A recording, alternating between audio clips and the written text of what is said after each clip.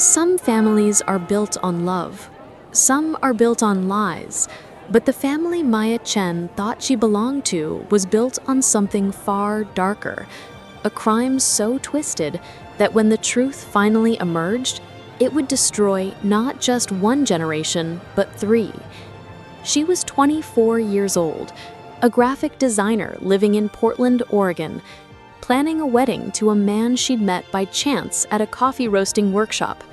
His name was Ethan Cole, 41 years old, kind, patient, everything she'd been searching for. They'd fallen in love slowly, carefully, both of them carrying baggage from difficult pasts. They understood each other's silences. They made space for each other's healing. And then Maya did what millions of people do. She took a DNA ancestry test. Just for fun, just out of curiosity about her heritage.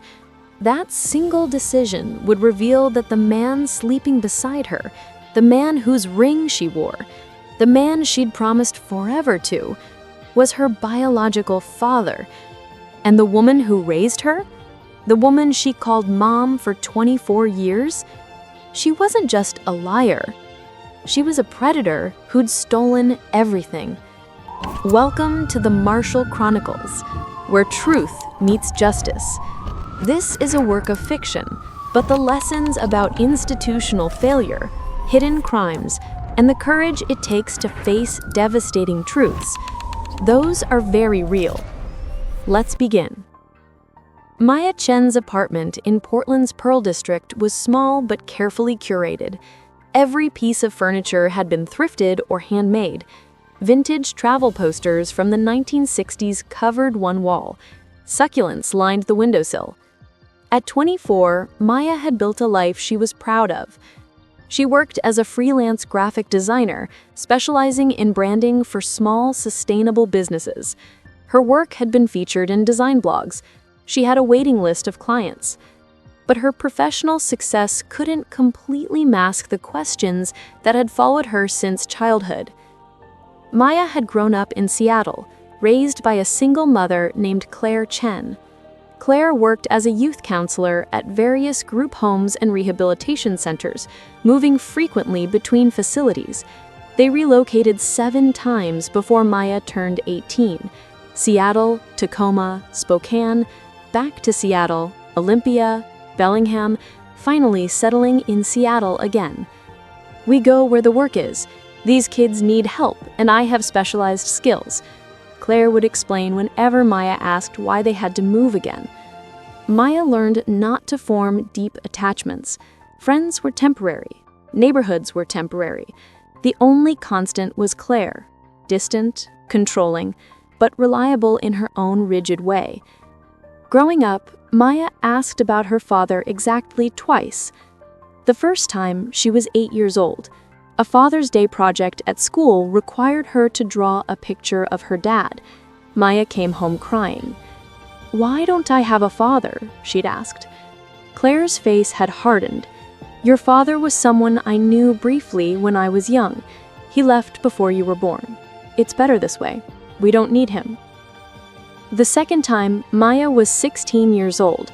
She'd found an old photograph tucked in a book, a picture of Claire, much younger, standing outside a building with a weathered sign, Riverside Youth Center.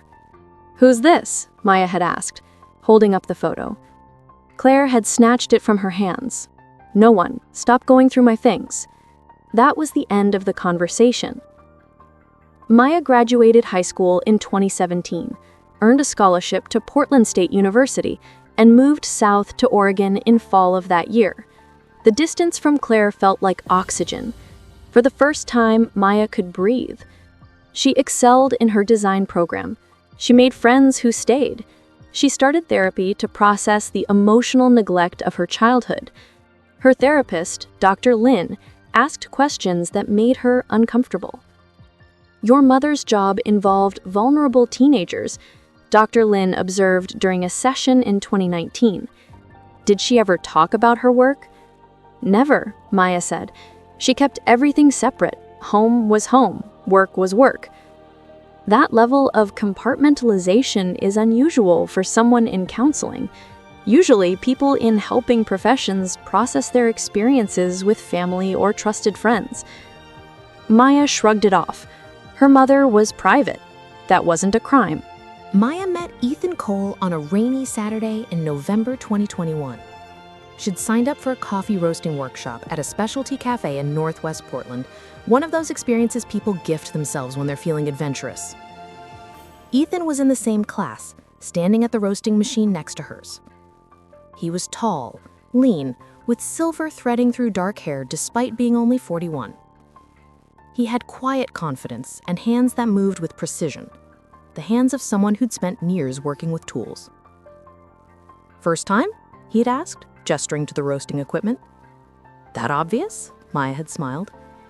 "Only because you're reading the instruction manual like it's in another language," he'd teased. They'd talked through the entire 3-hour workshop. Ethan was a carpenter, building custom furniture from reclaimed wood. He'd moved to Portland 5 years earlier from a small town in eastern Washington. He loved hiking, old westerns, and cooking elaborate meals for no reason. "What about you?" Ethan had asked. "What's your story?" "Graphic designer," Maya said. "Grew up in Seattle, came to Portland for school, and never left. Pretty boring, honestly." "I doubt that," Ethan said. They exchanged numbers. Their first real date was 3 days later. Dinner at a Thai restaurant in Hawthorne, followed by a walk along the waterfront. Ethan was different from anyone Maya had dated before. He was older, yes, but it wasn't just the age. He was patient. He didn't push. When Maya mentioned she had a complicated relationship with her mother, Ethan simply said, "Me too. We don't have to talk about it unless you want to." Over the next 6 months, their relationship deepened. Ethan told Maya about his childhood, growing up in a town called Clarkston on the Washington-Idaho border. His mother had died of cancer when he was 14. His father worked construction and drank too much. "I was a mess as a teenager," Ethan admitted one night in spring 2022. They were lying on his living room floor listening to vinyl records. "Angry, lost, getting into trouble. I spent a summer in a youth rehabilitation center when I was 16. Maya propped herself up on one elbow. "What happened?" "I stole a car. Joyride with some friends. We crashed it. Judge gave me 3 months in a group facility instead of juvenile detention. Probably saved my life." "How so?" "There was a counselor there. She was the first adult who seemed to actually see me, not as a problem to fix, but as a person. She helped me figure out what I wanted from life." Maya's heart ached for teenage Ethan, lonely, grieving, searching for someone to care. "Where was this?" Maya asked. "Place called Riverside Youth Center, about an hour north of Clarkston." Maya felt a strange flicker of recognition but couldn't place why. Riverside. She'd heard that name before. "The counselor," Maya said. "Do you remember her name?" Ethan's expression shifted, something complicated crossing his face. "I don't really like to talk about her," he said. "Things got complicated. She ended up leaving suddenly. I never saw her again." Maya didn't push. Everyone had parts of their past they wanted to bury. By June 2022, they were inseparable. Ethan met Maya's friends. Maya met Ethan's small circle. Other craftsmen, a few hiking buddies, his elderly neighbor Mrs. Alvarez, who treated him like a son. In August, Ethan proposed during a camping trip to Mount Hood. It wasn't elaborate, just the two of them, a campfire, and a ring he'd made himself from reclaimed copper and a small sapphire. "I know we haven't been together that long, but I've never been more sure of anything. Will you marry me?" Maya said yes before he finished asking. There was only one person left to tell: her mother. And Maya was dreading it. September 2022. Maya called Claire on a Tuesday evening. "Mom, I have news." "What kind of news?" Claire's voice was guarded. As always. "I'm engaged." Silence. Long, heavy, Silence. To who? Claire finally asked. His name's Ethan Cole. He's a carpenter. I met him almost a year ago. He's kind, Mom. Really kind.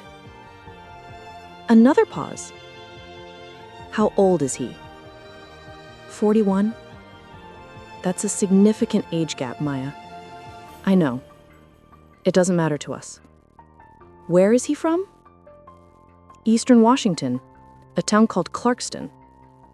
The silence that followed was different, charged with something Maya couldn't identify. I'd like to meet him, Claire said carefully, before you make any decisions. We've already decided, Mom, but yes, you should meet him. They scheduled dinner for October 15th, 2022. Seattle. Claire's apartment. Maya had no idea that date would become the line dividing her life into before and after. 3 weeks before the scheduled dinner with Claire, Maya's friend Lucia gave her a birthday gift, an Ancestry DNA kit. "It's fine," Lucia insisted. "You'll find out you're like 2% Viking or something. Plus, maybe you'll find some distant cousins." Maya laughed. "I doubt I have any family out there. My mom's an only child, and my grandparents are all gone." "You never know," Lucia said. Maya took the test that night, more out of politeness than genuine interest. She swabbed her cheek, sealed the vial, mailed it off. 6 weeks for results, the instructions said. She forgot about it entirely. Meanwhile, Ethan Cole was building their wedding present to themselves, a handcrafted dining table from salvaged oak beams. His workshop in southeast Portland smelled of sawdust and wood stain. Classic rock played from a paint-splattered radio. This was Ethan's sanctuary, the place where his hands created beauty from broken things. He'd spent years rebuilding himself the same way he rebuilt furniture. Therapy in his 20s, sobriety since age 28, a commitment to honesty that had cost him relationships but saved his sanity. There was only one piece of his past Ethan had never fully confronted. What happened at Riverside Youth Center in 1998? He'd been 16, angry at the world, sent to the facility after stealing a car. The counselor, Miss Brennan, had seemed like a lifeline. She was young, mid-20s, and treated him like an adult instead of a criminal. She stayed after her shifts to talk with him. She told him he was smart, that he had potential, that he deserved better than the life he'd been living. Looking back now, Ethan could see what he couldn't see then. She'd been grooming him. It started with conversations, then lingering touches, then private meetings in her office after the other residents were asleep. "This is just between us," she'd say. "People wouldn't understand." Ethan was 16 and desperate for connection. He didn't recognize manipulation. He thought it was love. The physical relationship lasted about 2 months, April through May 1998. Then, suddenly, Miss Brennan stopped showing up. A supervisor told him she'd resigned for personal reasons. Ethan had been devastated. He thought he'd done something wrong. It took years of therapy to understand he'd been abused, that he'd been a child, that an adult in a position of authority had exploited his vulnerability. He'd never reported it.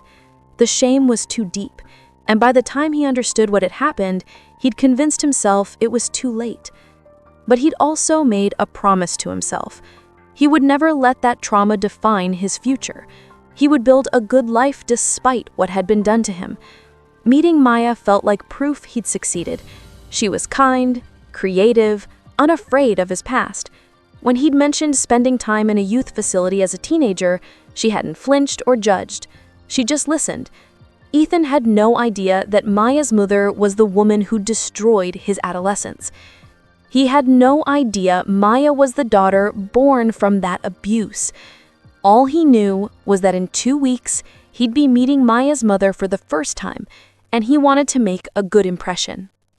The email arrived at 9:47 p.m. on October 14th. Subject: Your Ancestry DNA results are ready. Maya had genuinely forgotten about the test. She clicked the link while eating leftover Thai food. expecting to find she was some predictable mix of Chinese and European heritage. The screen loaded. Ethnicity estimate: 48% Chinese, 35% Korean, 12% Scandinavian, 5% Indigenous American. Maya frowned. Korean? Her mother had always said they were fully Chinese on both sides. And Scandinavian? Indigenous American? She clicked on the DNA Matches tab. The first result made her breath catch. Ethan Cole, close family match. Predicted relationship: parent-child. Shared DNA: 49.8%. Maya stared at the screen. Parent-child. That couldn't be right. The system must have made an error.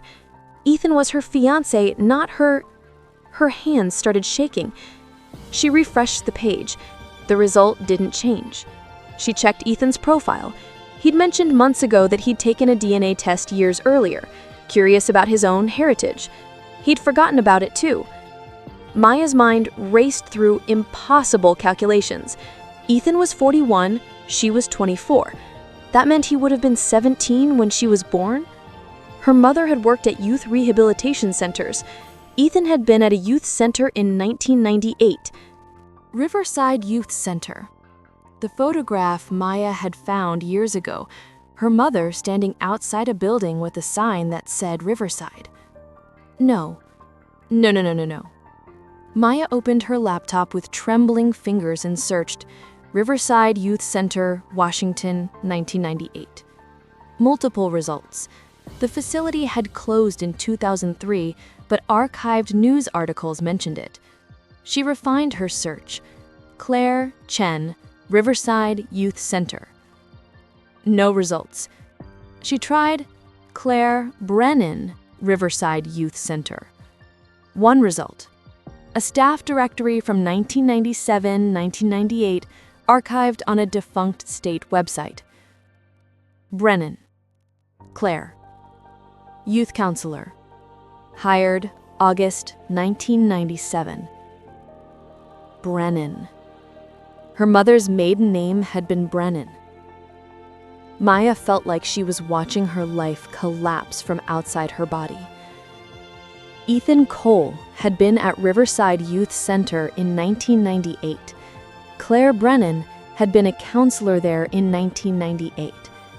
Ethan was Maya's biological father, which meant Claire had... Maya ran to the bathroom and vomited. Maya called her mother at 7 a.m., her voice shaking so badly she could barely speak. I need you to come to Portland, right now.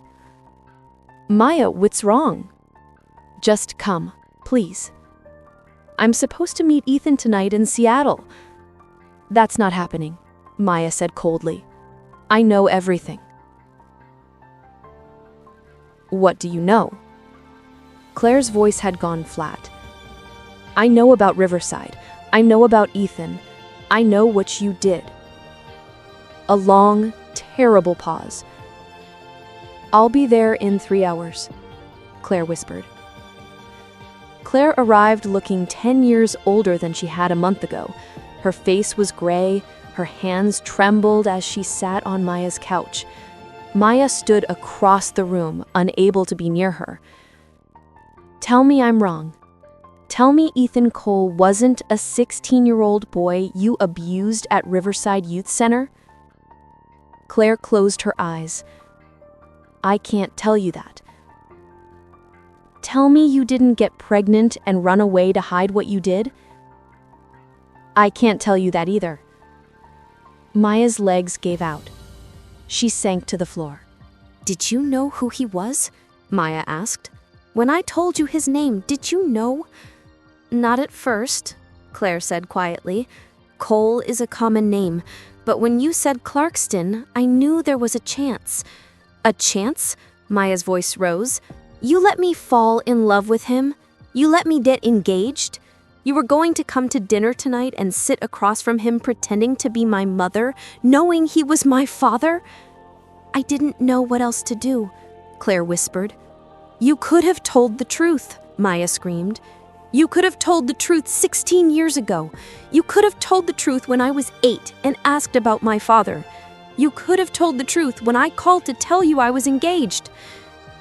Claire began to cry, silent tears that Maya felt no sympathy for. "What happened, Mom? Tell me exactly what happened." Claire took a shuddering breath. "He was 16. I was 26. He'd been sent to Riverside after stealing a car. He was angry, grieving his mother, completely lost. And you saw a vulnerable child and decided to prey on him?" "I told myself I was helping him," Claire said. "I told myself he was mature, that he understood, that it was mutual. He was 16. I know that now. I knew it then too, but I convinced myself otherwise." When did it become physical? April 1998. How many times? Maya, how many times did you rape him? Claire flinched at the word rape. It wasn't like that. Yes, it was. How many? Maybe 6 or 7 times over about 6 weeks. Maya felt like she was going to be sick again. When did you find out you were pregnant? Early June. I took a test. I panicked. So you ran. I resigned, changed my name back to Chen from Brennan, moved to Seattle, had you, convinced myself I could build a new life. And Ethan? Did you ever think about what you did to him? Did you ever consider that he deserved to know he had a daughter? Every day, Claire whispered. I thought about it every day, but telling him would mean admitting what I did. I'd lose everything. I'd go to prison. You deserve to go to prison, Maya said coldly. They sat in silence for a long time. Finally, Maya spoke. Does he know yet? I don't think so. If he'd seen the DNA results, you would have heard from him. He's supposed to come here tonight. We were going to cook dinner together before driving to Seattle tomorrow. What are you going to do?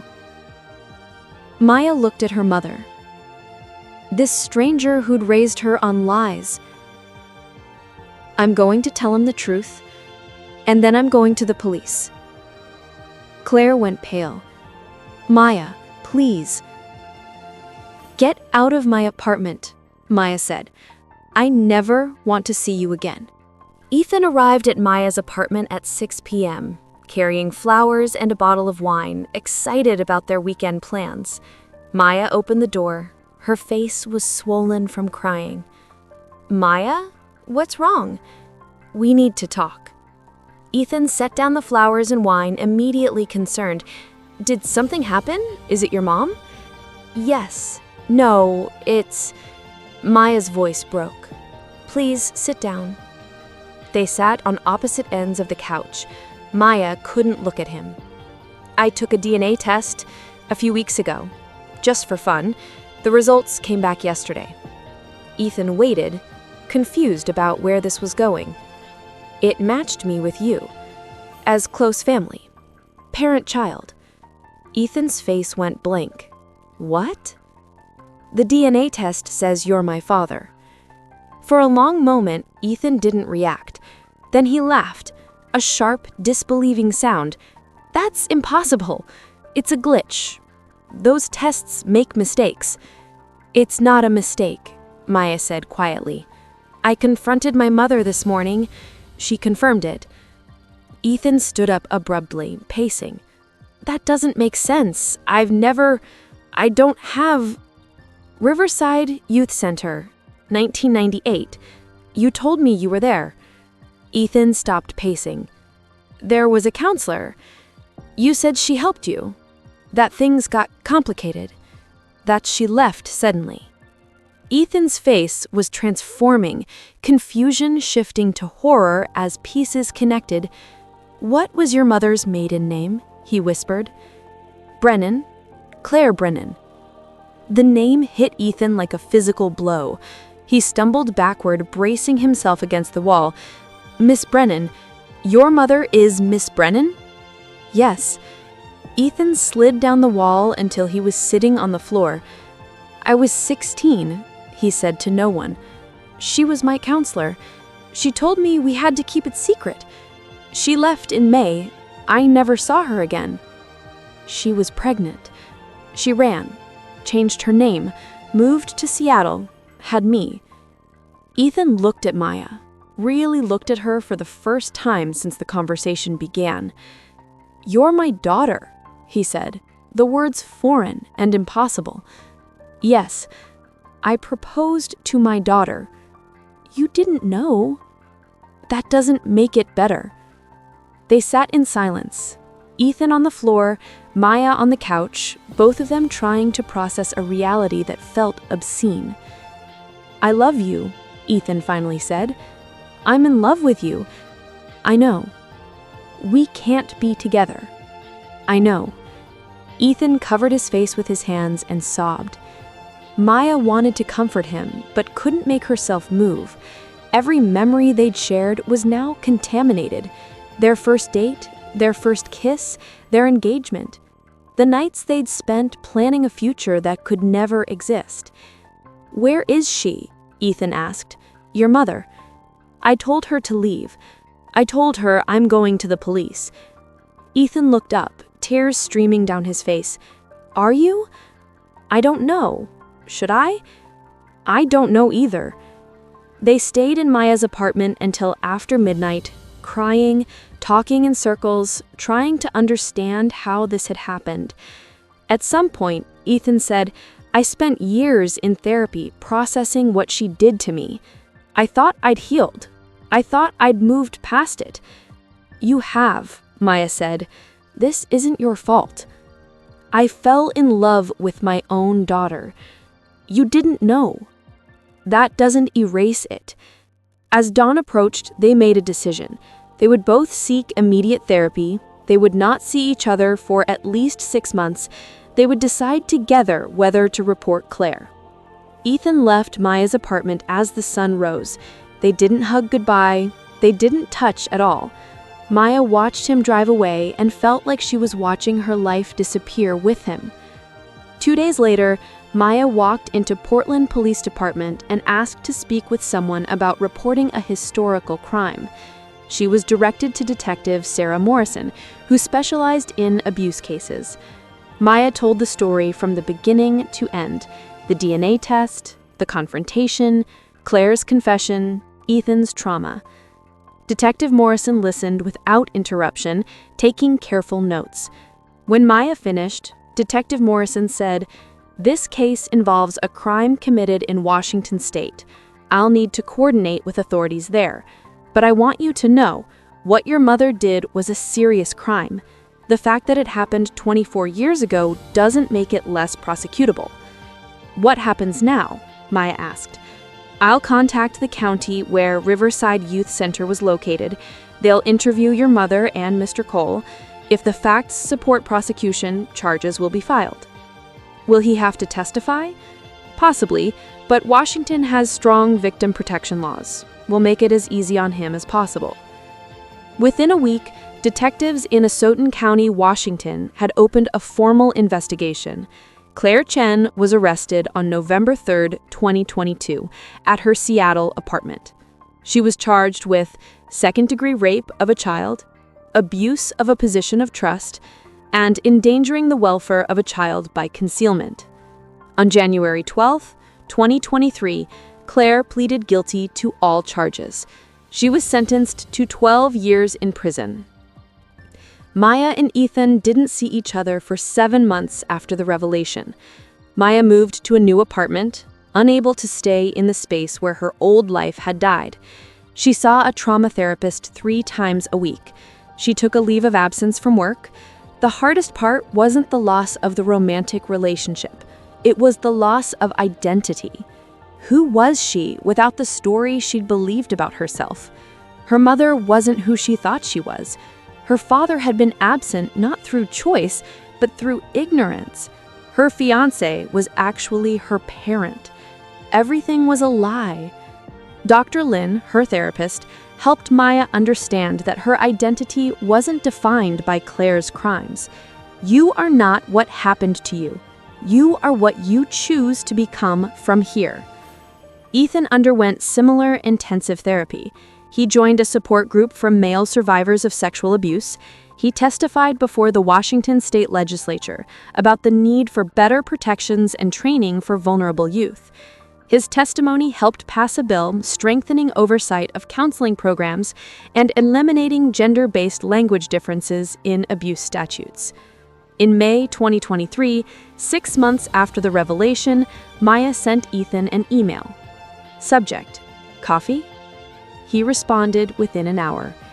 Yes. When and where? They met at a neutral coffee shop neither had been to before. Ethan looked thinner. Maya looked tired. They sat across from each other, and for a long moment, neither spoke. "I've been in therapy," Maya finally said. "Me too. My therapist says we should try to build some kind of relationship. Not romantic, obviously, but something. Father-daughter, maybe, eventually." Ethan nodded slowly. Mine said the same thing. She said losing each other completely would be letting Claire win.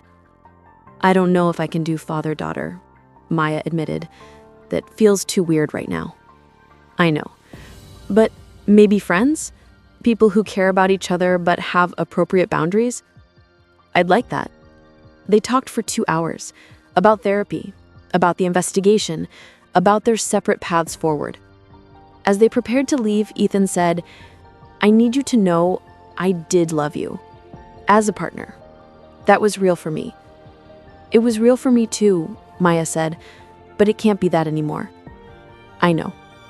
They agreed to meet monthly, always in public, always with therapist approval. It wasn't the relationship either of them had imagined, but it was honest, and honesty was the only foundation worth building on.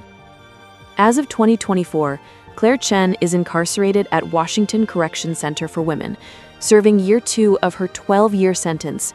She has had no contact with Maya, who obtained a permanent no-contact order. She has declined all interview requests.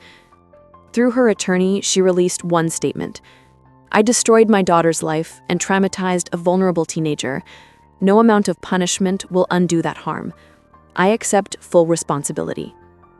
Maya Chen, now 26, lives in Portland under her chosen name, Maya Cole. She took Ethan's last name not as a romantic gesture, but as an acknowledgement of biological truth. She runs a design studio specializing in branding for trauma recovery organizations. Her work has been featured in national publications. Ethan, now 43, still builds furniture and serves on the board of a nonprofit supporting survivors of institutional abuse. They meet quarterly for coffee. Their relationship remains undefined, somewhere between friends, somewhere between family. Maya is dating again, carefully, with full disclosure about her past. Ethan remains single, working on himself, believing he'll be ready for a relationship again someday. Neither of them will ever fully recover from what Claire did, but they're both learning to build lives defined by survival rather than victimization. Claire Chen's crime didn't just destroy one moment. It destroyed generations of moments that should have existed. Ethan should have known his daughter from the beginning. He should have been there for first steps, first words, first days of school. Maya should have grown up knowing both her parents. She should have had truthful answers to simple questions. They should have had the chance to love each other in the right way at the right time. Claire took all of that. But here's what she couldn't take: their capacity to heal, their willingness to try, their courage to face devastating truth instead of living in comfortable lies. Some secrets destroy families, but some families refuse to stay destroyed. The truth always finds its way to the surface, and when it does, justice, however imperfect, however late, finally has its day. This has been the Marshall Chronicles, where truth meets justice. If this story moved you, share it with someone who needs to hear it. Subscribe for more stories of survival, justice, and the courage it takes to face the unimaginable. Remember, your truth matters. Your healing is possible, and no secret stays buried forever. Until next time.